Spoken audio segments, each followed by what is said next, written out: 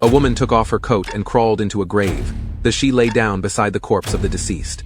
She had her brother seal the grave with wooden planks. The woman turned on her camera. She wanted to record every change inside the grave. Because here is an old Indonesian legend that people who commit terrible sins will suffer brutal punishments in their graves after death. The man buried beside her was a sinner weighed down by guilt. She wanted to use facts to debunk the myth of grave torment, but at midnight something happened. The corpse let out a blood-curdling scream, then shot straight up into a sitting position. 10 years earlier, the woman's parents ran a bakery. One day, a strange man came into the shop. The man kept coughing non-stop. Her brother kindly poured him a glass of water. After drinking it, the man muttered things like, "May God protect you." Then he gave her brother a cassette tape. He said the outside world was dangerous and told the boy not to leave the house. After the man left, when Sita suddenly screamed, a man had snatched cash from the register. Sita rushed to tell her family what happened. They all ran outside to chase him. But the next second, an explosion ripped through the area. The blast caused massive casualties. Sita's parents were killed. From the police they learned the man who left the tape was the bomber. Then Sita took her brother home. The reason behind the attack was likely hidden in that cassette tape.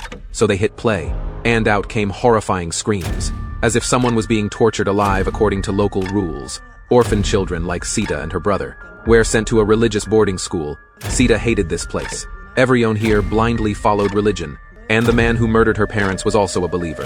The teachers preached that sinners and faithless people would endure cruel torment in their graves after death. But instead of making her believe, those words sparked a mission in Sita to prove grave punishment wasn't real, and to tear down religious dogma once and for all. 10 years passed. Grown-up Sita now worked as a nurse at a nursing home. For a decade, she'd been obsessed with one goal: disproving the idea that sinners suffer in graves. She spent years searching for the right target. Finally, she found him. Wally, a man who abused countless young boys. Wally lived in the nursing home where Sita worked.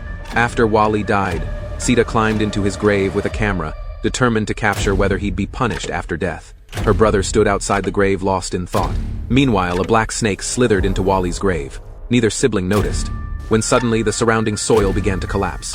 She fought, desperately digging an opening, and crawled through it. On the other side was a tunnel. She walked for what felt like forever, until a cliff blocked her path. A boy appeared, telling her to jump. That was the only way out of the tunnel. A suffocating sensation of weightlessness hit her. She felt unbearable pain. When she landed safely, she somehow ended up back inside Wally's grave. His corpse lay beside her again. Suddenly, a chill ran down her spine. The corpse suddenly sat up. A giant hammer smashed his head to pieces.